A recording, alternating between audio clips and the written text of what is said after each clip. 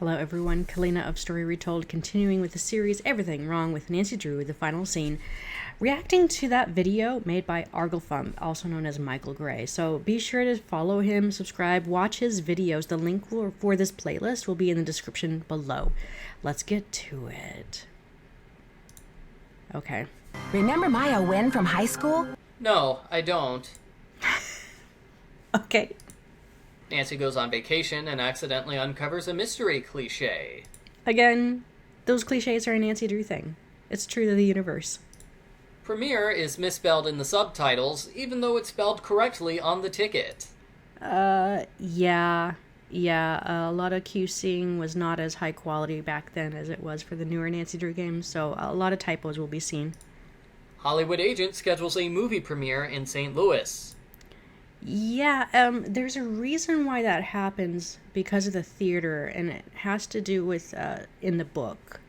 The theater was, in the book, the theater was the original place where Brady Armstrong made his break. It was a community theater, actually, where he started out as an actor, and so in celebration of his premiere tour, he's making a stop at his former theater, but it doesn't really explain that in the game, so I understand. Hollywood agent schedules a movie premiere in a dilapidated building which is scheduled to be demolished. Which is revealed later why Brady does that in the game. A movie premiere is taking place here tonight, and literally no one is preparing for it. Yeah, I guess it's difficult to show the ticket sales for this movie when no one's showing up. Maya's ID number reused from Stay Tuned for Danger. Nothing wrong with that. And we're on our way to interview Brady Armstrong. Nancy makes it seem like she's participating in the interview. Okay. Think I'll go check out the snacks. Food is Nancy's #1 priority.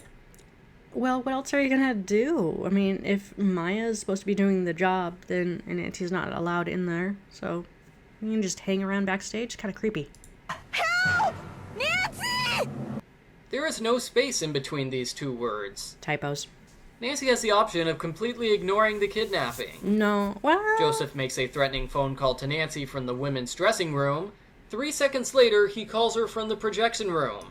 Yeah, I remember complaining to the designers. Joseph moves really fast. Really fast in the game. There is no way he could have moved that quickly between the two rooms. There is also not enough time for Joseph to hide Maya in the magician's room. How did Joseph get Maya into the magician's room? At this point in time, both entrances are closed off. You learn later that through the trapdoor is a possible entrance option, really. And yeah, I guess the game designers were counting on the player to dilly-daddle, waste time exploring, looking around, and that's the time that Joseph had to move. Whoa, they must have taken her through that secret passageway. Joseph doesn't tell Nancy where the passageway is, even though it is vital information. Gives the player some directive to do some exploring and look for something specific, and let the player do their own investigation work. Despite what we've been led to believe, Brady Armstrong is not a total hottie. Those stinking radicals. Please, I don't have time for small talk. That is not small talk. Nancy uncovers a secret passageway cliche. Again, vital to the Nancy Drew universe. Simone Mueller. Wait a minute, hang on. You gave how many error numbers for this? Nancy uncovers a secret passageway cliche. Simone. 1, 2, 3, 4, 5, 6, 7, 8, 9, 10, 11 points for Simone Mueller. I think she's a great character. She's one of those characters that you love to hate because she's so annoying. Like, she gets on your nerves because she does not respond well to Nancy's urgency. Mueller. Sleazy Hollywood agent cliche. ARMP. What are these letters supposed to spell? Ramp? Armpit? Yes. Not really, but yes. No teeny boppers till showtime. Nicholas thinks Nancy is a teeny bopper. Well, she is a teenager. Well, 18, but Nicholas is given full access to the theater, even though he's an angry protester with a history of law-breaking. It doesn't mention that in the books, but in the book, Nicholas used to work at the theater. He used to be an employee, like when he was a teenager or whatever. Theater has no restrooms. That you see. Also not important for the case, and I think you would complain about it if you did not have access to explore them if you saw them available. Nicholas's butt. What? What's wrong with it? Joseph's butt. What's wrong with this? She's 19, 5'5", black hair. She has on running shoes, jeans, and a black shirt with butterflies on it. Nancy gives a more thorough description of Maya to Nicholas than to the police.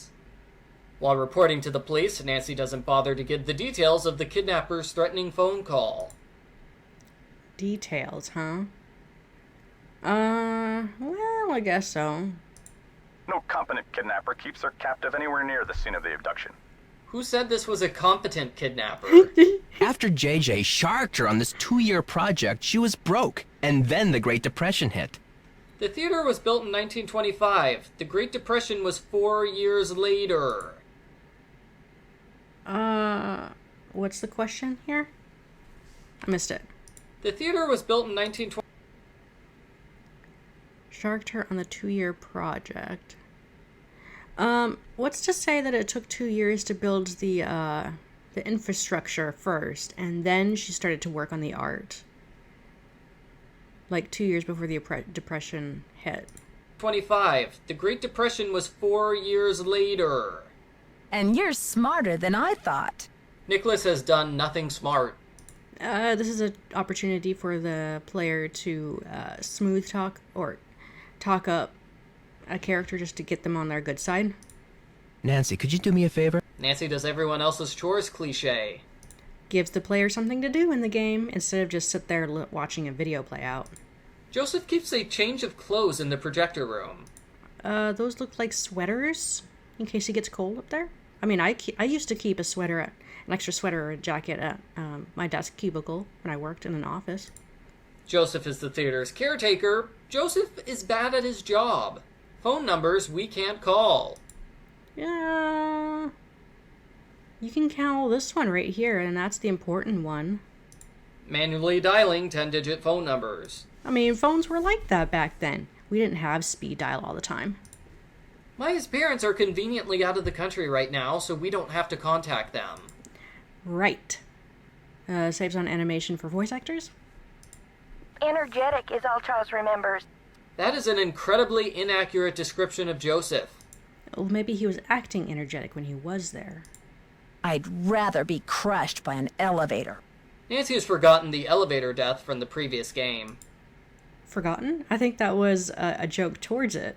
All my email goes through Simone. Any message that says love Brady is just a big electronic smooch from her. Game forces you to think about Simone kissing someone. I know. Cringeworthy, right? Brady's search for Maya involves standing in place and reading a book. He doesn't care. Shows how much how much he values Nancy's work. Nancy finds a hidden passageway cliche. You already did that one. This puzzle. The solution is to guess randomly until you get it right, and the solution resets every time. Thankfully, you don't have to be punished for incorrectly guessing. You just have to play again. Tile puzzle reused from previous game. Not this artwork. This is new artwork. The tile mechanics, yes. I've got a laptop up my van. Nicholas is creepy. What's wrong with that? It's part of the mystery. Suspect him more.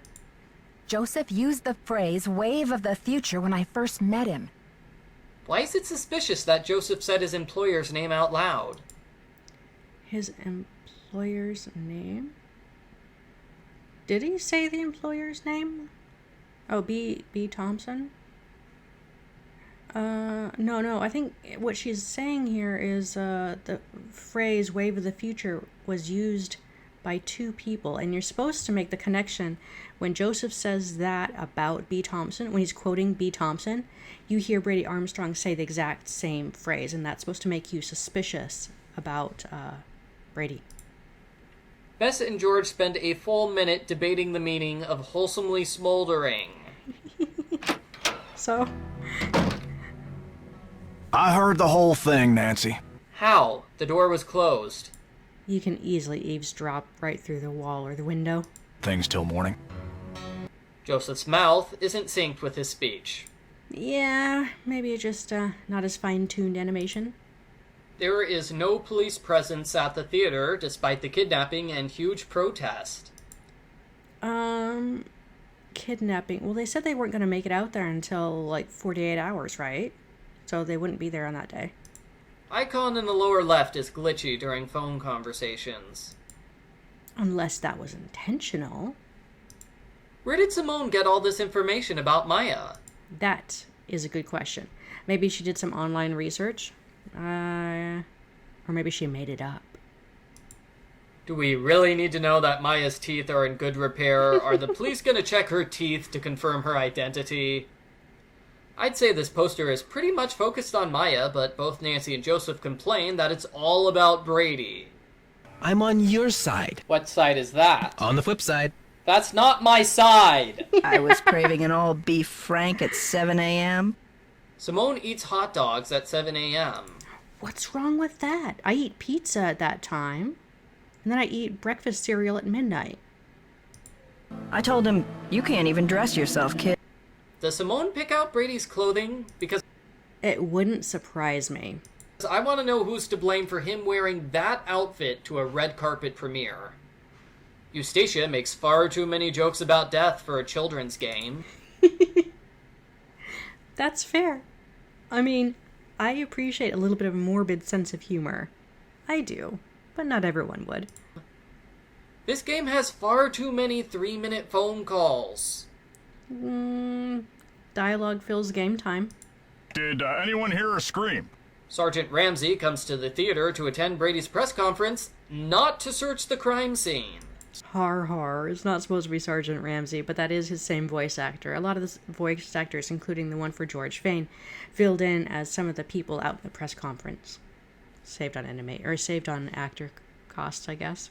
Nancy Drew is investigating. Is she available for comment? Yes, she is. Hey, press people, over here. If you want the real story, talk to me. Yeah, over here. Down by my van. Media abandons a celebrity's press conference to check out Nicholas's van. No, Nicholas has some things to say about the theater, I think, and that's where they're now interested, because they got no more information to get out of Nancy or Brady. Mr. Armstrong, have you ever thought about growing a mustache?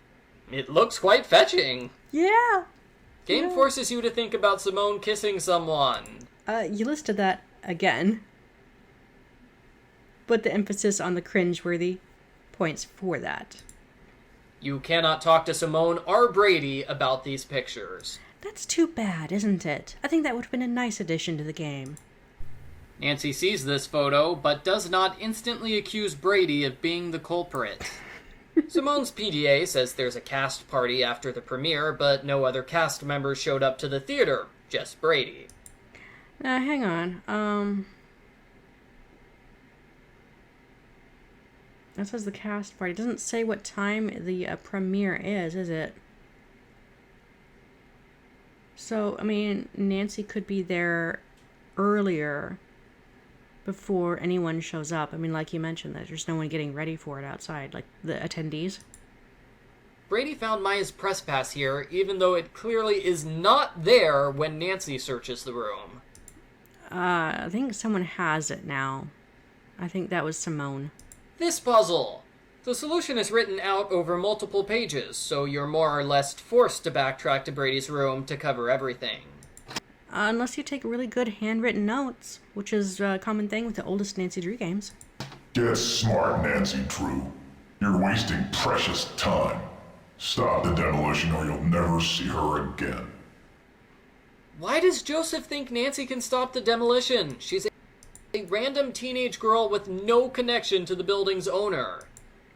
I think Joseph sees the same thing that Nancy is seeing. No one else besides Nancy is eager or anxious to find Maya. Nancy's the only one who wants to find Maya, and I mean, Joseph slipped up with who he kidnapped. Nobody cares about Maya, so he's going after someone who does care about Maya, who could probably have motive now and urgency or agency to help him with his agenda. Brady is the building's owner, but he doesn't call off the demolition at any point in time, even during the first 2 days when he believes Maya is still in the building. Are you sure he believes Maya is in the building? I mean, he doesn't seem to believe it even with evidence, and he wants to move forward with his plans anyways. Nancy finds a secret passageway, cliche. That's the third time you mentioned secret passageway. I think they're excellent for the Nancy Drew mysteries. Joseph closes the trapdoors from the control room. 2 seconds later, he's in the magician's room, moving Maya. Could have a remote control that we never learn about or never see. 20 seconds later, he's in the main theater talking to Nancy through an unidentified chair. What chair is Nancy underneath? Joseph says it has wheels, but I didn't see any chairs with wheels near the stage. Maya! Maya does not hear Nancy say her name loudly. Maybe she did, and she's gagged right now. I mean, even though it looks like she's eating pizza. You can't see her head, though, so you can't tell. Nancy backs away instead of trying to talk to Maya or get her attention. This close-up! I know, it's creepy, right? It's awesome. Nancy is forced to select conversation topics, even though there's only one option to pick from. Nancy picks up the same book, whether the mouse is over here or over here. Okay, detailed and hotspot. It gives a player a more distinct space to click, I guess. But you're right. I mean, when you're this close up, you should be able to get a little bit more detailed with that pixels space. Why is the magician's room locked with a slider puzzle? Isn't the whole point of the room to give magicians quick access to the tools and other things they need? This puzzle. Guess a random 9-digit combination. Hey, it creates a sense of, I don't know, not anxiety, but, what's the word? Something similar to that. Tension? Suspense? And it was a very tasteful arrangement. Ginger's 24-hour Flower-rama does not sound like a place that offers classy flower arrangements. It's a subjective opinion. I think it's fine. Nancy usually takes every piece of evidence she can find, but in this case, she leaves it behind unguarded. It's too bad she didn't have a camera at this time, huh? Giving the culprit a perfect opportunity to destroy all the evidence before the police arrive. Too bad she doesn't have a cell phone either. Nancy's a bad detective. Aw. Instead of showing evidence to the police herself, Nancy puts a suspect in charge of that job. Magician's room. I swear, Nancy, as long as I've worked here, I've never been able to find my way in there. Joseph clearly says he doesn't know where the magician's room is, but Nancy still puts him in charge of taking the police to that room. I agree, continuity. But I found a letter that says his brother has been dead for years. The letter in question says the death was 6 months ago. Ooh, good catch. That is an error. At the end of day 2, Nancy calls the police and leaves to go to sleep. According to this newspaper, the break in the case occurs at 4:36 p.m., so that means Nancy went to sleep before 4:30. Yeah. Yeah, good point. This is the original call? I think this is the original call that Nancy made. Well, yeah. I guess you're right. That is a design error. Who made the ransom demand call from Granite City? That was never explained. Oh, wait, let me read that. What does it say here? Where is it? I mean, it could have been Joseph that made that ransom as a secondary Plan B attempt to get the theater to be stopped. The intro scene is 1 word long with no voiceover. Compared to the previous games, this is really lazy. Tutorial reused from previous game. Which is fine. The pick up items part of the tutorial messes up because this game doesn't have a key card. Oh my goodness, yeah, you're right. You click on the key card and it becomes a key from the final scene. Oh, that is a messed up. Joseph decides to fix the key machine 10 minutes before the building is destroyed. Yeah, that's logical. I think he's starting to go senile. What are you doing hanging out with that Falcone jerk? Why does Brady wait until day 3 before complaining about Nicholas? Did Brady not know Nicholas was there the other 2 days? Maybe Brady finally saw the graffiti on his poster and suspected it was Nicholas, and now has changed opinions about Nicholas. The question mark appears on the left and the right side of the question. Yeah, it does. My first original idea. Brady Armstrong's Planet Tinseltown. Doing a ripoff of Planet Hollywood doesn't count as an original idea. Brady leaves his bag behind, even though he knows the building will be demolished soon. He'll be right back. Falling Klieg scene reused from game number 2. Yeah, but it's from a different angle, and this time the player is going to be in the line of injury. You'll be glad to know we're following up on all these leads. Of course, the only lead that the police ignore happens to be the correct one. Focus knob falls into the perfect location at the perfect time. Which is something that often happens in the Nancy Drew book. Sometimes there are coincidences that lead Nancy to find new leads. Why did Joseph go through the trouble of transferring the blueprints from paper to a slide? Good question. What happened to all the other blueprints that Joseph stole? He might have him hiding Nancy someplace. never tells anyone that the culprit stole the blueprints to the building, even though that's relevant because Maya was found in a secret passageway. Nancy never tells anyone that the culprit stole the blueprints to the building, even though that's relevant because Maya was found in a secret... I don't think I understand the question, or what's being debated here. I should switch the power off.